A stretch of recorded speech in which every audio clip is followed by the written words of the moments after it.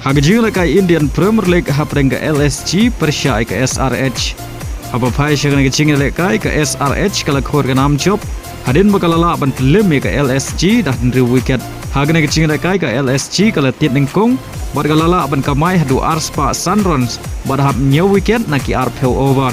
Kat baga SRH kalala ban kamai Arspa nri runs bad hap tang saw wicket naki khat fra point R over. Wala ka SRH ka job ya kani kecing lekai Henry kalau du ban rung lupa sya ka playoff. Bad kumjuru ka LSG kalau du ban rung sya ka playoff.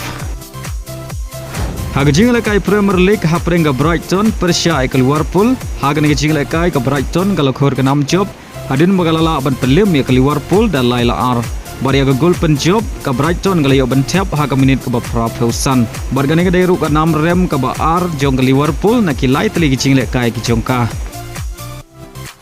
Hagajing lekai MLS hapreng ke Inter Miami Persia ke Orlando City. Haba pai syakan kecing lekai ke Kynhun ya lekai jong Lionel Messi ke Inter Miami. Kalau khori ke 6 rem Halying hadin magala Shah Pynliem sok hakmat ke Orlando City dan Laila not. Barhagan kecing lekai Messi badu Suarez kila yok pedang ya ke yellow card.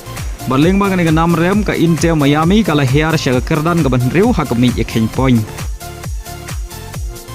Hagajing lekai Italian Open Final hapreng ujanik sinar Persia Carlos Alcaraz. Hagan kecing lekai final baru arngot kilala abni lekai bha Henry habakut kecing lekai Carlos Alcaraz ulala aban Pynliem ujanik sinar dah nyau lan riu ban riu lakawai.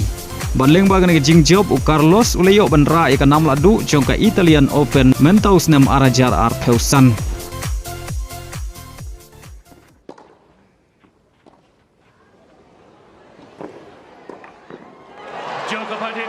It's Alcaraz that reigns in Rome.